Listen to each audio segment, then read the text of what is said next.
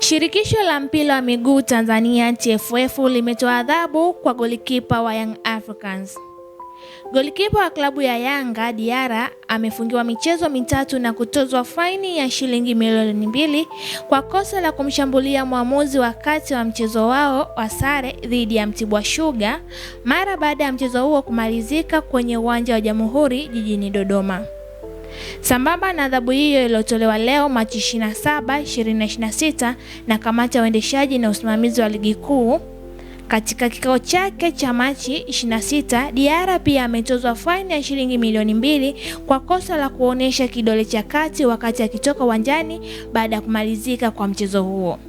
Aidha, mwamuzi wakati wa mchezo huo Gilbert Mrina kutoka Kilimanjaro ameshushwa daraja la uamuzi kwa kosa la kushindwa kuchukua hatua stahili kwa Diarra kwa kitendo hicho cha utovu wa nidhamu kumshambulia mwamuzi kama ilivyoainishwa kwenye kanuni ya ligi kuu kuhusu udhibiti wa waamuzi.